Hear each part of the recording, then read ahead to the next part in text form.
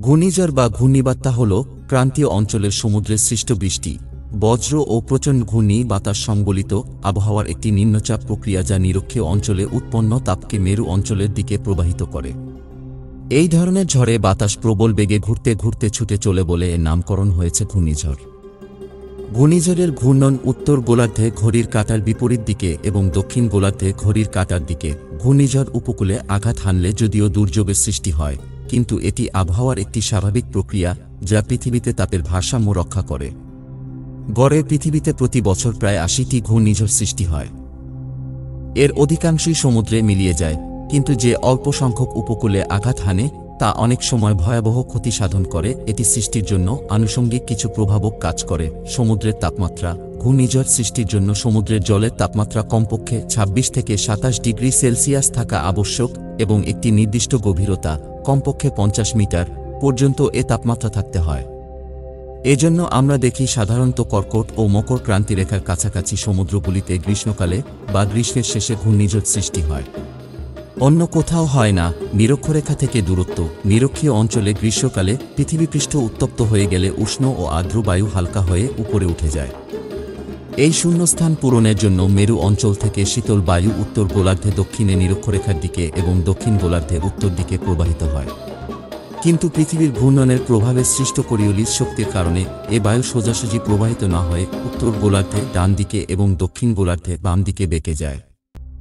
এজন্য আমরা দেখি উত্তর গোলার্ধে সৃষ্ট ঘূর্ণিঝড় ঘড়ির কাঁটার বিপরীত দিকে এবং দক্ষিণ গোলার্ধে ঘড়ির কাঁটার দিকে ঘুরতে থাকে। নিরক্ষরেখার উপর এ শক্তির প্রভাব শূন্য, কাজেই এ অঞ্চলের তাপমাত্রা ঘূর্ণিঝড় সৃষ্টির অনুকূলে থাকলেও কোরিওলিস শক্তি ন্যূনতম থাকায় নিরক্ষরেখার ০ ডিগ্রি থেকে ৫ ডিগ্রির মধ্যে কোনো ঘূর্ণিঝড় হতে দেখা যায় না। সাধারণত নিরক্ষরেখার ১০ ডিগ্রি থেকে ৩০ ডিগ্রির মধ্যে ঘূর্ণিঝড় সৃষ্টি হয়। বায়ুমণ্ডলের আর্দ্রতা। বায়ুমণ্ডলের নিম্ন ও মধ্যস্তরে অধিক আর্দ্রতা ঘূর্ণিঝড় সৃষ্টিতে সহায়ক ভূমিকা পালন করে। বিরাজমান বিক্ষুব্ধ পরিস্থিতি। ঘূর্ণিঝড় স্বতঃস্ফূর্তভাবে সৃষ্টি হতে পারে না। সমুদ্রে আগে থেকে বিরাজমান বিক্ষুব্ধ কোনো পরিস্থিতি সৃষ্টি থাকলে ঘূর্ণিঝড় সাধারণত সেটাকে কেন্দ্র করে গড়ে ওঠে। এছাড়া পশ্চিমমুখী নিম্ন বায়ুচাপ সম্পন্ন পূবালি স্রোত, আবহাওয়ায় উচ্চতার সাথে সাথে বায়ুর গতি ও দিকের স্বল্প পরিবর্তন এবং দ্রুত শীতলীকরণের ফলে নির্গত তাপ ঘূর্ণিঝড় সৃষ্টির জন্য সহায়ক। ঘূর্ণিঝড় উৎপন্ন অঞ্চল হিসেবে ক্রান্তীয় অঞ্চলের সমুদ্রগুলিকে ৭টি বেসিন বা অঞ্চলে ভাগ করা হয়েছে।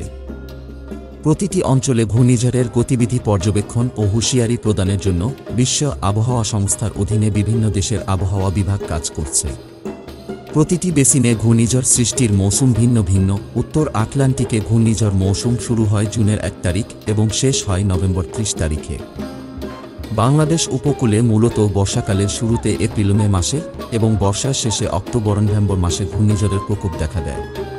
তবে বর্ষাকালেও বিক্ষিপ্তভাবে ঘূর্ণিঝড় হতে দেখা যায়। শুনতে ৩টি পৃথক ঝড়ের নাম মনে হলেও আসলে এগুলো অঞ্চলভেদে ঘূর্ণিঝড়েরই ভিন্ন ভিন্ন নাম।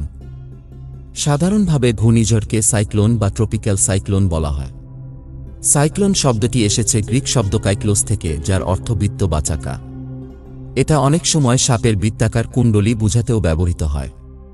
১৮৪৮ সালে হেনরি পিডিংটন তার sailor's horn book for the law of storms বইতে প্রথম সাইক্লোন শব্দটি ব্যবহার করেন। তারপর থেকেই ঘূর্ণিঝড় বুঝাতে সাইক্লোন শব্দের ব্যবহার শুরু হয়। আটলান্টিক মহাসাগর এলাকা তথা আমেরিকার আশেপাশে ঘূর্ণিঝড়ে বাতাসের গতিবেগ যখন ঘণ্টায় ১১৭ কিমি এর বেশি হয়, তখন জনগণকে এর ভয়াবহতা বুঝাতে হারিকেন শব্দটি ব্যবহার করা হয়। মায়া দেবতা হুরাকান, যাকে বলা হতো ঝড়ের দেবতা, তার নাম থেকেই হারিকেন শব্দটি এসেছে। তেমনিভাবে প্রশান্ত মহাসাগর এলাকা তথা চীন, জাপানের আশেপাশে হারিকেন এর পরিবর্তে টাইফুন শব্দটি ব্যবহৃত হয়। যা ধারণা করা হয় চীনা শব্দ টাইফুন থেকে এসেছে, যার অর্থ প্রচণ্ড বাতাস। অনেকে অবশ্য মনে করেন ফার্সি বা আরবি শব্দ তুফান থেকেও টাইফুন শব্দটি আসতে পারে। ৭টি বেসিনেই বাতাসের গতিবেগ অনুযায়ী ঘূর্ণিঝড়কে কতগুলো শ্রেণীতে ভাগ করা হয়েছে। আটলান্টিক এলাকার জন্য প্রাথমিক অবস্থায় বাতাসের গতিবেগ যখন ঘণ্টায় ৬২ কিমি নিচে থাকে তখন একে শুধু নিম্নচাপ বলা হয়। বাতাসের গতিবেগ ঘণ্টায় ৬২ কিমি উন্নীত হলে এটিকে একটি নাম দেওয়া হয় এবং ঘণ্টায় ৬২ কিমি থেকে ১১৭ কিমি ব্যবধানে এটিকে একটি ঝড় বলা হয়। বাতাসের গতিবেগ যখন ঘণ্টায় ১১৭ কিমি এর বেশি হয় তখন এটি হারিকেন পর্যায়ে উন্নীত হয়। বাতাসের তীব্রতা এবং ধ্বংসক্ষমতা অনুযায়ী হারিকেনকে আবার 1 থেকে 5 মাত্রার 5টি ক্যাটাগরিতে ভাগ করা হয়েছে। আবিষ্কারকের নামানুসারে এটি সাফির সিম্পসন স্কেল নামে পরিচিত। আটলান্টিক মহাসাগর এলাকায় বাতাসের গতিবেগ ঘণ্টায় 62 মি এ উন্নীত হলে, অর্থাৎ নিম্নচাপ যখন ঝড়ে পরিণত হয়, তখন এটিকে চিহ্নিত করার জন্য একটি নাম দেয়া হয়। হারিকেন অবস্থাতেও এগুলো এ নামেই পরিচিত হয়। ইংরেজি বর্ণমালা অনুসারে 21টি নাম 5টি অক্ষর বাদ দিয়ে 1 বছরের জন্য বাছাই করা হয়, যেগুলো সাধারণত পর্যায়ক্রমিকভাবে ছেলে ও মেয়েদের নাম দিয়ে রাখা হয়। যেমন 2006 সালের প্রথম হারিকেনটির নাম আলবার্টো, দ্বিতীয়টি বেরিল ইত্যাদি। 1 বছরে 21টির বেশি হারিকেন উৎপন্ন হলে 2005 সালে যেমন হয়েছিল, গ্রিক বর্ণমালা অনুযায়ী নামকরণ করা হয় হারিকেন আলফা, বিটা ইত্যাদি। এরকম 6 বছরের জন্য নাম আগেই নির্ধারণ করে রাখা হয় এবং 6 বছর পর পর একই নামগুলো আবার ফিরে আসে।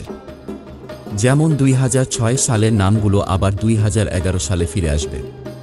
তবে ক্যাটরিনার নাম আর কখনো ফিরে আসবে না, কারণ ধ্বংসাত্মক হারিকেনের নামগুলো তালিকা থেকে বাদ দেওয়া হয় এবং নতুন নাম নির্ধারণ করা হয়।